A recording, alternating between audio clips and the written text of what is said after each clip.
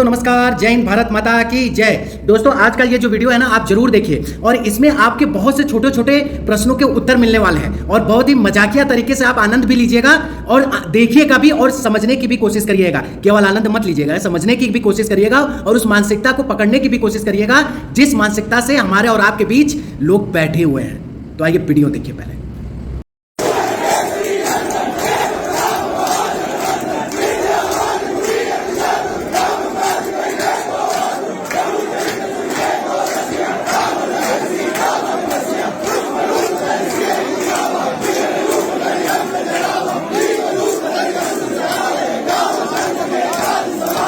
के बनाए हुए कानून का उल्लंघन करेगा? कौन सा ऐसा देश होगा जो अपनी सुप्रीम कोर्ट के फैसले के खिलाफ जाएगा? कौन सा ऐसा देश होगा? ऐसा लगा सकती है। तीसरी बात यह है कि 1991 में हाई कोर्ट ने इसी डिमांड पर स्टे दिया है, क्या स्टे खत्म हो गया है? चौथी बात यह है कि कल सुप्रीम कोर्ट इस मसले की सुनवाई कर रहा है। आप क्रोनोलॉजी समझिए कि कोर्ट इतनी जल्दी, माने अभी सर्वे हो रहा है तो मैं सर्वे को भी गलत कहता हूं, कोर्ट ऑर्डर दे देता है कि उसको सील कर दिया जाए। ये पूरी जिस तरीके से 1949 में बाबरी मस्जिद को छीना गया, कि जिस तरीके से मूर्तियां रखकर उस वक्त के डीएम ने मस्जिद को सील कर दिया और सिर्फ पुजारियों से पूजा करवाई, और 86 में राजीव गांधी की सरकार ने बगैर मुस्लिम पश्तो सुने ताले खुलवा दिए। तो आप वही कर रहे हैं। अब सिर्फ इस मस्जिद में बवाल खड़ा होना बाकी है और फिर मस्जिद को आप शहीद कर देंगे और उसके बाद फेटा कंप्लीट हो जाएगा। मेरे लिए बाकी है। तो आपने सुना ना ओवैसी जी को, इन्होंने क्या कहा? इन्होंने कहा कि संविधान को ताक पे रख दिया जाएगा, संविधान को माना नहीं जाएगा। एक बात बताइए ओवैसी जी, आखिर ये सिस्टम बना क्यों? क्या उस समय जब 1991 में कानून बना था तो क्या इस देश के लोगों को नहीं पता था कि मुस्लिम आक्रांताओं ने इस देश की संस्कृति के साथ क्या किया है? अगर इतने ही उस समय के लोग जागरूक होते, इतने ही समझदार होते तो आज किताबों में सबसे अधिक राणा प्रताप, पृथ्वीराज चौहान, रानी लक्ष्मीबाई, शिवाजी के बारे में हम सनातन संस्कृति के लोग पढ़ते और जानते। लेकिन आज हमारे इतिहास में क्या किया गया आप सभी को पता है। तो उसी से उम्मीद लगा लीजिए कि उस समय कानून किस तरह और क्यों बनाया गया होगा, किसके दबाव में बनाया गया होगा और क्यों बनाया गया होगा, ये पूरा हिंदुस्तान समझ रहा है।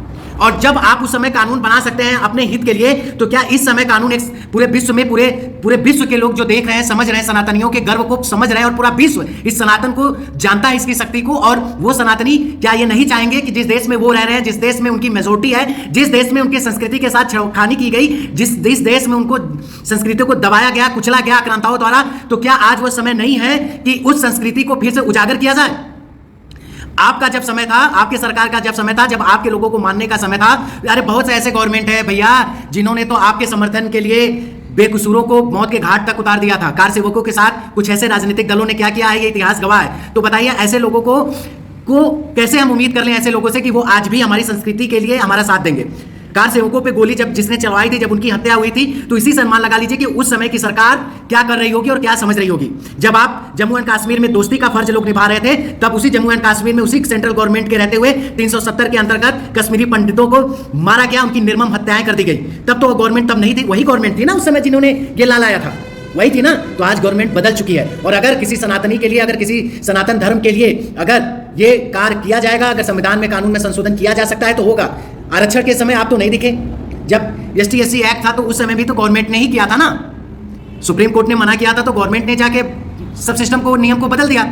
तो आप बताइए, अगर CAA की बात आप नहीं मानेंगे, आप हिजाब पे बात नहीं मानेंगे, आप अपने सिस्टम पे बात नहीं मानेंगे, लेकिन आज यहाँ कोर्ट की गवाही दे रहे हैं, कुछ नहीं बदलने वाला है। हम सभी सनातनी चाहेंगे कि मोदी जी संसद में बिल पास करें और नया कानून बनाएं और फिर से हमारे जितने भी मंदिरें हैं उनका जीर्णोद्धार करें। दोस्तों अभी वीडियो आगे देखिए जरा। नहीं फैलाएंगे।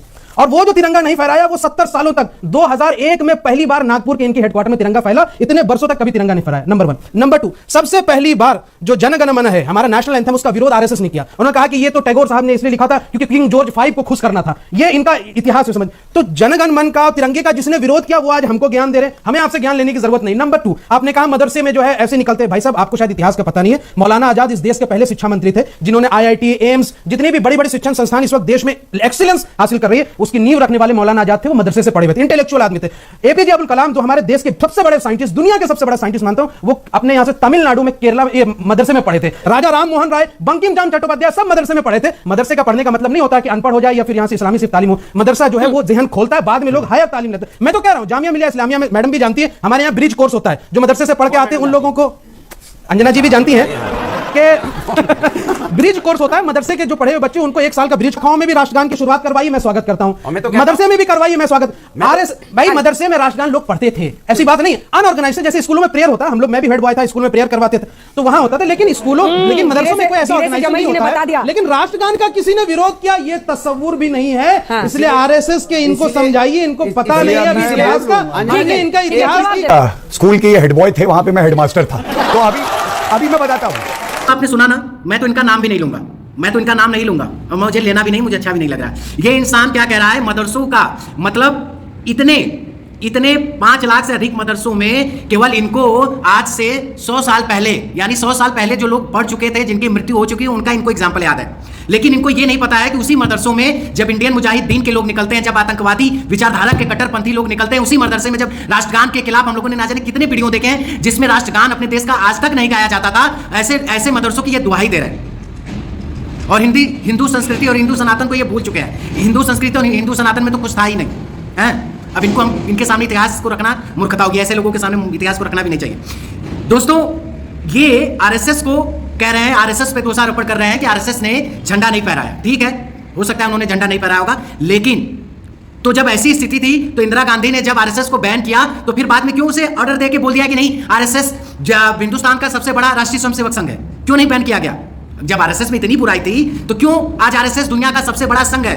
और आज विश्व पटल पे आरएसएस ने अपनी संस्कृति और अपने सनातन को बचाने के लिए, अपने धर्म का प्रचार प्रसार करने के लिए आज दुनिया को वो चीज दी है जिसका दुनिया लोहा मानता है। जो दुनिया कहती है नहीं, अगर इंडिया में किसी ने कुछ किया है तो वो है प्राइम मिनिस्टर नरेंद्र मोदी। तो ये कौन है? नरेंद्र मोदी कौन है भाई साहब, पता है ना आपको? ये है आरएसएस के प्रचारक। तो अब मैं कितने लोगों का नाम गिना दूंगा आरएसएस में जो आज प्रेजेंट समय में आज के भारत के संविधान के साथ, अपने देश के संस्कृति के साथ, अपने देश के सनातन के साथ खड़े हैं और उसका प्रचार प्रसार कर रहे हैं, ताकि हम अपनी संस्कृति, अपने सनातन पे हम सभी हिंदू गर्व कर सके और पूरे विश्व के पटल पर इस चीज को मनवाया भी है। तो सोहेब जवई, आप जैसे लोग आरएसएस या हिंदू की पाठशाला पे उंगली नहीं उठा सकते हैं। आप अपने अंदर झांक के देखिए कि कितनी कमियां हैं। अगर आप सर क्या मैं बोलूं तुम्हें, लेकिन मुंह से निकल गया, मैं आपको बता दूं टीचर महाराज कि आप अपनी कमियों को दूर नहीं करेंगे तो वो दिन दूर नहीं है जब हिंदुस्तान के किसी भी राष्ट्र में मुस्लिम और दाढ़ी वालों को लोग आना बैन कर देंगे, लोग देखना पसंद नहीं करेंगे, उनके साथ उठना बैठना पसंद नहीं करेंगे। दोस्तों, अभी इस वीडियो में देखिए गौरव जी ने कैसे धोया है, उनको कैसे जवाब दिया है गौरव पाटिया ने। जरा इस वीडियो को लास्ट तक देखिए। आप बताइए, 2 बॉल करनी है, किसका विकेट पहले उखाड़ूं? बताइए, जिसका आप बोलेंगे उसका उखाड़ूंगा। बोला ना? अच्छा, लेकिन दिक्कत है बॉल आया। हाँ। लेकिन मौलाना, आपको तो नहीं पता होगा इतिहास के बारे में। नहीं मौलाना जी, भारत के इतिहास में भगवान राम से बढ़ के कोई नहीं है, हमारे रोम रोम में, कण कण में। ये कहते हैं टाइम आ गया भगवान राम को बैन कर। अरे आप हेड बॉय थे तब यही करते थे क्या? रुक जाइए।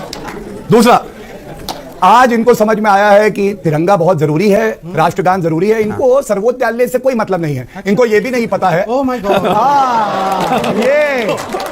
ये यही फर्क है। ओह माय गॉड, से भगवान राम सद्बुद्धि दो इसको। इस मौलाना की दाढ़ी में सारे तिनके हैं, इसको ठीक करिए। सुनिए, बीच में बोलिए। अरे मोदी जी की दाढ़ी में तिनका है क्या? यहाँ से ये तिनका ढूंढते फिर रहे, कहाँ तिनका है? दाढ़ी तिनका कहाँ है? दाढ़ी कहाँ है? शोएब जी प्लीज बीच में मत बोलिए।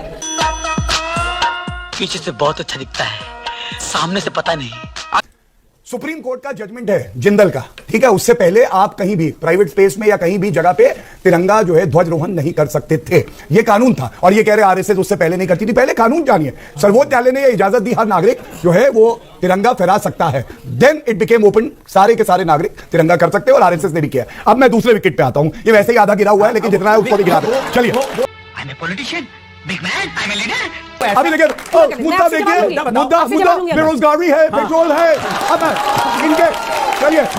इनके मुद्दे भाई सुनो, वर्दी बीच में नहीं बोलेंगे। अरे भैया, तुम हिट विकेट कब हो गए? अरे हिट विकेट हो गए। चलो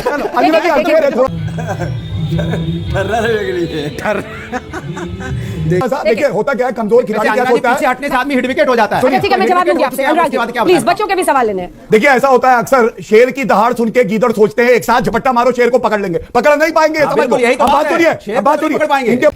हट जा। पीले पीले ओ मेरे ज्ञानी, पीले पीले ओ मेरे राजा। मुद्दे क्या थे मैं आप लोगों को बताता हूँ। वर्दी को बुलाया पुलिस को। अरे आजम खां की भैंसे देखो कहां है भैया, दूध कितना दिया है, पहला मुद्दा। दूसरा मुद्दा, अरे भैया सुनो, मुजफ्फरनगर दंगे, अखिलेश भैया कहे नहीं भैया ऋतिक रोशन का डांस करेंगे सफाई में, यह मुद्दा था। तीसरा मुद्दा, भैया ये बताओ कब्रिस्तान की दीवार बनी, वो कह रहा है भैया शमशान घाट भी, अरे तुम हटो भैया, कब्रिस्तान की दीवार बना रही है, हमें मुसलमान वोट चाहिए। चौथा, टैक्स पेयर आपके रुपए से हज सब्सिडी दे दो भैया, हज सब्सिडी क्योंकि हमारा वोट बैंक है। और पांचवा मुद्दा, भैया कोई मुसलमान आए ना हलाला करने देना, 4 बीवियां रख के, कोई दिक्कत नहीं है, हमें वोट चाहिए, ये मुद्दा। आज मुद्दा क्या है? आज मुद्दा यह है 18 करोड़ टीके मुफ्त में लगे उत्तर प्रदेश में। आज मुद्दा यह 2 साल से मुफ्त राशन गरीब को मिला है, यह है योगी जी की सरकार। और इतना ही कह के अंत करूंगा, कद बड़ा नहीं करता है, कद बड़ा नहीं करता है एड़िया उठाने से, ऊंचाइयां अक्सर मिलती हैं सर झुकाने से। थोड़ी विनम्रता लाओ भैया।